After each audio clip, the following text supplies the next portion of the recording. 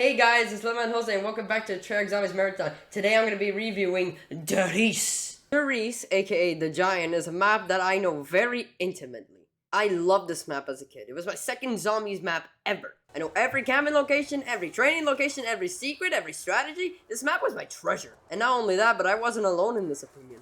Ask most people if Riese is amazing, and 99% of the community will say that it's the most revolutionary map of all time. And for good reason. It only added just one major thing to zombies, but this one thing would go on to change how zombies would play for the rest of its lifespan. I'm obviously talking about good old Pack-a-Punch.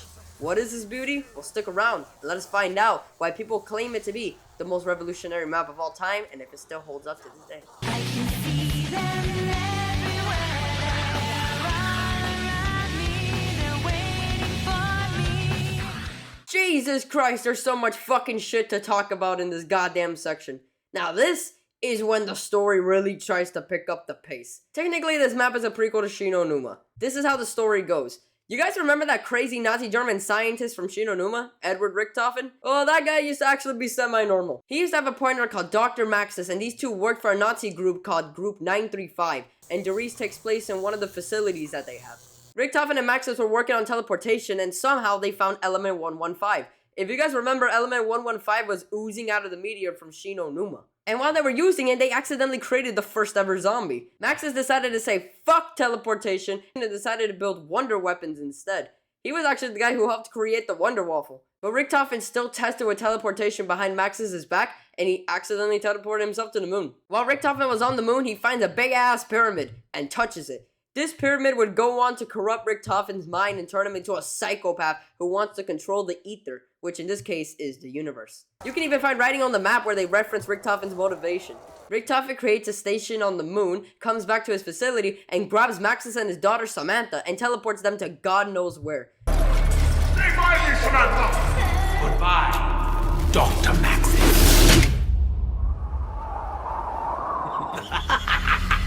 With Maxis out of his way, he can finally start his journey to control the ether, and on that occasion he finds 3 men that can help him get there. The 3 guys we know as Dempsey, Nikolai, and Takeo. However, we find out where Samantha went. God knows where Maxis went, but Samantha, Maxis' daughter, got teleported to the moon. She finds the pyramid that Richthofen touched. It's called the MPD. She touches it. It not only corrupts her, but now she has full control of the ether and sends the zombies to go attack Richthofen and anyone who's assisting him. How the fuck she was able to control it, I got no damn clue. But this makes her a threat to about everyone in the world. And you guys know that announcer that says the power-ups when you pick them up? Well, that, my friends, is Samantha. It makes sense why she says fetch me their souls when the dogs come. Hell, that dog is actually her own dog called Fluffy. I like how they show that this announcer is actually the person who's been wanting to kill us since the beginning. Richthofen knows that she's in control, and now his main mission is to find a way to go back to the moon and overthrow Samantha to control the ether himself. The amount of exposition dump that this map had is insane. But I love it, and it shows that Treyarch is starting to give a shit about not only its story, but the zombies mode as a whole. I like that these characters now have a mission, and I intend to see it through to the end. I can see them everywhere, around me, they're waiting for me. Can I just say that this map in the World at War version looks really fucking good? Like, way better than I remember it looking? It looks gritty, dark. It has a spooky atmosphere to it. But what I love are the detail that this map has in the background. Since we're in a Nazi facility, they definitely upped the ante to show that this belongs to the Nazis. We see swastikas on the teleporters, brains in a fucking jar, a symbol with the numbers 935 on it, proving that it belongs to Group 935. I love these details, and they even add some weird story elements, like this writing that says return through ether. We even see what appears to be a fucking teddy bear shadow. Like, what is that? The story tidbits that they added into this map is great. I also love the main thing that you instantly see as soon as you start into the map, and that is the Pack-a-Punch. It's a big-ass machine locked behind a teleporter of sorts, and the loading screen of the map is instructions on how to unlock it. They even made a comic book kind of map in the Black Ops 1 loading screen. And this shit right here is hilarious. Basically, the ray gun has erectile dysfunction, but if you use the machine, then it'll be hard and ready to use. Jesus Christ, that was way too graphic. And look at that fucking moon, baby! How did they make this thing better with every map? This was also the first map to add the monkey bombs. And these things are creepy looking, but a little comical. It adds some ridiculousness to what was already zombies. Look at that transition with the Pack-a-Punch! Hell yeah, baby, give me that Gibbs-O-Matic!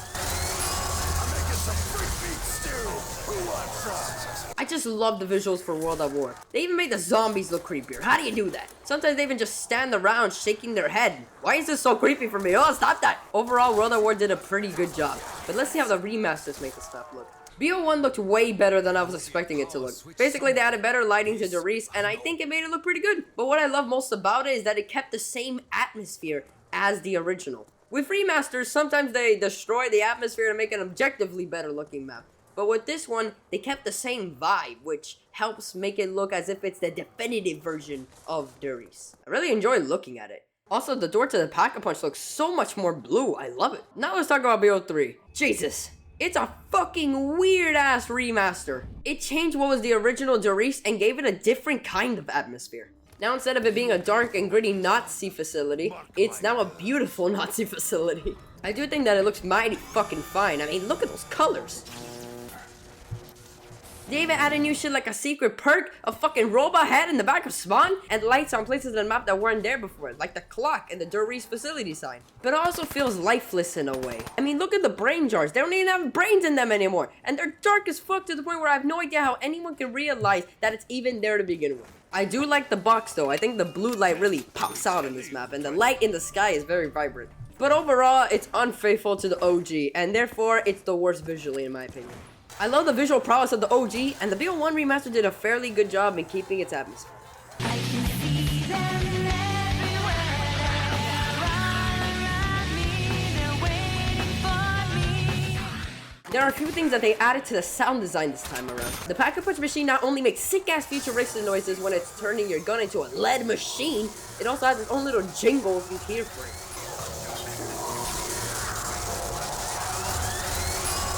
Also, here I am jamming to my boy Speakle.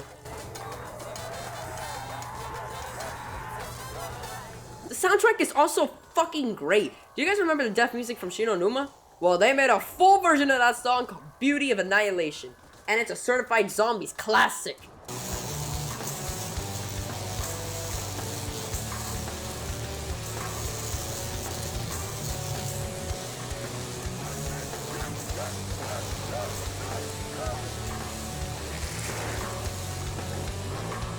I can hear that sick-ass beat all day long, baby. And that voice is fucking beautiful. Elena Siegemann fucking rocks, dude.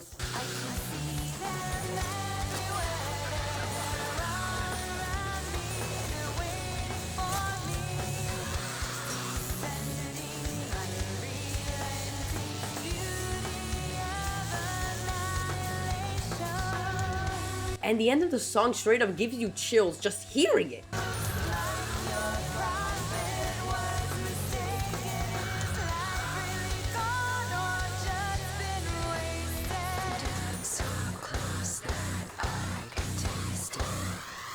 I love this song, and the passion that Elena Siegemann brought to it just makes it even better. However, BO3 actually made a remix of the song instead of keeping the original. It sounds like an 80s song.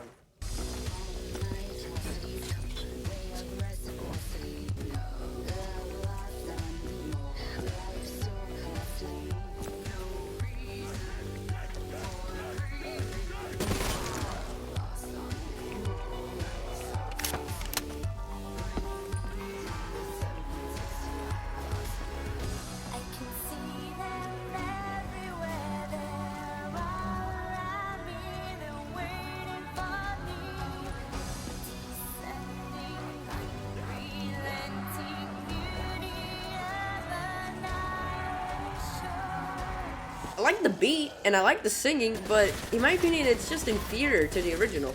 Also, the death music is amazing. That rock just pumps you up, makes you want to retry and get to a higher round.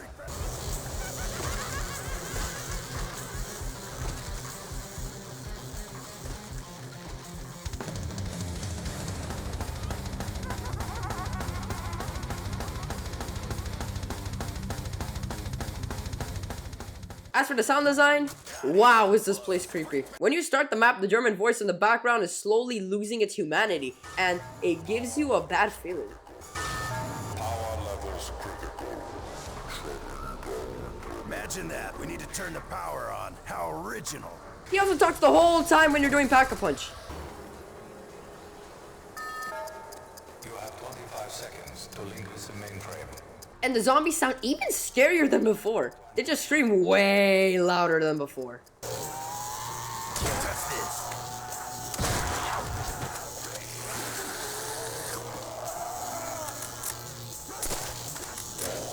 Not even close. Freak bag. And obviously the crew is great. Dempsey is always player 1, so he's the only one I heard. But from what I heard of his clips, they don't just spout out funny shit anymore. They even help you in the game by giving you slight hints on how to unlock Pack-a-Punch. We need to get those linked up. I like this. It helps out with gameplay and it makes the characters feel as if they're actually inside of the map trying to figure it out as well. Gotta get back to the mainframe. It does change by the fuckload with the BO3 remaster, but that one has a completely different story than the original, so let's just save that for the future.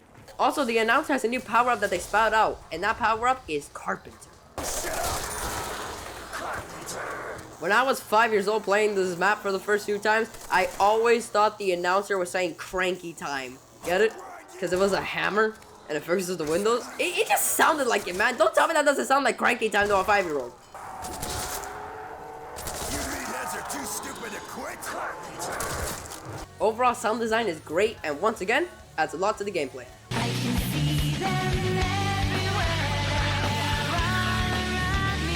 They're waiting for me. Riese is a very fun map to play, especially with friends. In my opinion, it's one of the easiest maps to play and get a high round on. And this is all because of two simple things. Let's talk about numero uno, and that is Pack-a-Punch. Pack-a-Punch is such a necessary addition, and it made zombies so fresh that everybody plays this map just to use this fucking thing. With an easy payment of 5,000 points, you could upgrade your piece of shit gun to a fucking killing machine. Remember your shitty pistol? Well, now it's an explosive weapon. Like, what? It actually made the fucking thing useful. And that goes for all the other shitty guns as well. So you can bet your ass that it makes the already really good guns even better. The Thompson is super OP when it's Pack-a-Punch with double tap. It will be exploding heads for days. And this map made me finally have a favorite weapon, and that, my friends, is the fucking PPSH. It's already a magnificent gun, but when you Pack-a-Punch it, it just gets 10 times better. It's called the Reaper. And look at that ammo! Oh my god! It has the ammo of a goddamn LMG! Now you must think that unlocking Pack-a-Punch is a giant quest where you need to be a tryhard to even finish step 1, right? Well, fear not, because it's the easiest fucking shit in the world. The game literally will not stop hinting you on what you need to do to unlock it. Number 1, the loading screen. It literally is a map of Riese, and they circle the teleporters as if they're very important. Not only that, but when your character finds a teleporter, they spout quotes on what you need to do. We need to get those linked up. There's even a fucking map next to the teleporters that show you which ones you've done and which ones you haven't. They won't stop trying to help you get Pack-a-Punch, and I love how much Treyarch put into helping the casuals understand what to do. It's not complicated at all. Go to a teleporter, then run back to spawn before time runs out so you can interact with the mainframe. Do this with 3 teleporters and it's donezo. Now this is where the map design really helps, because even if you don't pay attention to the clues, the map itself leads you to the essentials, such as the power switches right next to the box. The map even leads you to the 3 teleporters because they are on 3 different sides of the map, and if you're an explorer, you'll most likely find these. Numero 2 on why this map is so easy to play with friends and trying to go for a high round, because this map has a really good training spot and a really good camping spot. It's the best of both worlds. The training spot is next to where the box always spawns first. It's way better when the door is closed, trust me. But I still think it's viable if you got monkey bombs and you use this trap frequently. But my favorite is the camping spot. It's on a catwalk, but the best part about it is that zombies only come from in front of you, and you can keep walking back until you get overrun. There's even a box location here, which is how I was able to get my Wonder Waffle and my monkey bombs. Oh yeah, this brought back the waffle. Let's talk about that. The one thing I don't like on this map is that if you shock yourself with a Wonder Waffle, you lose jug for the rest of the game. You still have the icon, but the ability is completely gone. Because of this, why in the fuck would you ever want to grab the waffle? Now, you don't need it to guarantee a high round, especially because, you know, we have the ray gun and there's Pack-a-Punch, but it still pisses me off. I love the Wonder Waffle in Shino Numa. It sucks to not pick it up in Riese. Also, they added a new power-up called Carpenter. I'm just gonna say that Carpenter is probably the most useless power-up I've ever seen in my life. It fixes all the windows on the map and gives you 200 points. That's all fine and dandy, but I would rather have any other power-up in the world. But besides that, Treyarch did a fantastic job of its final map, and I love playing it solo and with friends. Also, the dogs kind of walk slowly before they start running after you, so that just helps. Now let's talk about the remasters. Black Ops 1 is what I like to call an objectively better experience than the original. I say objectively because not only does it look better than the original, but it also has improvements that I felt needed to be added to the game. We have Mule Kick now, so you can have a ray gun and a Wonder Waffle together, along with another gun if you run out of ammo on the ray gun. And speaking of the waffle, they fixed that stupid bug where if you shocked yourself, you lost Jug. So yes, it's objectively the better map, but I would still say the original is better. I don't know if it's nostalgia, I don't know if it's the fact that we don't have the PPSH anymore, which hurts my killing boner, but the original had a better experience in my opinion. The Riese on BO1 is not bad at all, but I like the original guns. I remember saying that the World of War guns were shit compared to BO1's lineup, but after these 4 maps, I honestly think the original guns are pretty fun and useful. Especially now that we have Pack-a-Punch, it makes the gun so much more fun to use. Yes, it sucks that you can't use the waffle, but honestly, I think the original guns, the monkey bombs, the ray gun, it can help you get to a pretty high round easily on the original. The catwalk is broken and really fun even though it's camping.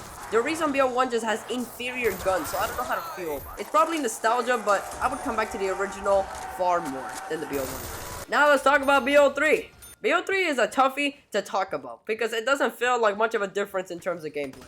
It is just an easier version of Black Ops 1. But what is different about it is the story, which I can't talk about yet, but also it has a lot of secret Easter eggs. There's an Easter egg where you play hide and seek and you have to find secret teddy bears and monkeys, and then at the end you get the Annihilator. The Annihilator sucks dick. They just got it from multiplayer, put it in zombies, and it's not worth the 10 minutes to complete it. Honestly, this Easter egg is trash, man. But another thing you can get is a secret perk, which you get from throwing monkey bombs in all 3 teleporters, and then teleport them at the same time as the monkey bombs are thrown, and then the robot head will reveal a frozen perk, which can be stamina or deadshot daiquiri.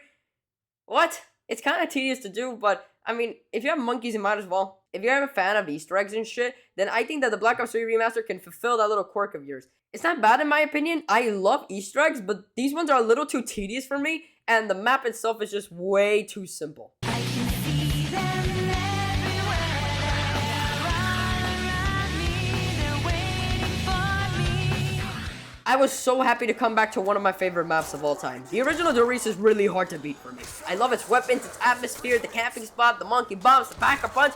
It is truly a revolution for zombies and paved the way for the future. And while its remasters are not that bad, and objectively they are the better experience, I still think that the original is a hoot to play and the definitive experience. I gave World of War Riese a 10 out of 10, BO1 Riese an 8, and BO3 the Giant an 8 out of 10. Well guys, that's the end of the video. If you guys enjoyed, like and subscribe. I certainly enjoyed Riese because it's Riese, man. How do you not like Riese? Anyway, guys, honest to God, I'm gonna take a break real quick. I'm gonna take a break from the Treyarch Zombies Marathon. This is the thing, right? The Treyarch Zombies Marathon, I kind of realized how long it was when I finished Varrock. When I finished Varrock, I was like, and I have like 40 more maps to go. So what I'm gonna do is I'm just gonna go ahead and take a little break from zombies, and I might not even do a marathon of it anymore. I might be just, you know, putting some out once in a while, like, ooh, today's Kino, and I don't know, next week is, ooh, 5, look at that, there you go. But I'm also making, like, reviews in the background, like Spider-Man, Miles Morales, Astro's Playroom, that's what I was thinking of doing. The Matrix PlayStation 5 experience, I just beat that, like, last night, so you know what I mean? I'm making scripts for as many games as possible. Gonna upload them whenever I can. You know what I mean? If I'm not working on a specific game or I haven't promised you guys a specific game, right? So that's basically my plan right now. So I'm gonna go ahead and take a little break from Treyarch Zombies, and I will just probably upload them. You know what I mean? In random times, just to be fun. It's suspense. Anyway, I'll see you guys in the next video. What is it gonna be? I don't know, but hey, stay tuned for it. Peace.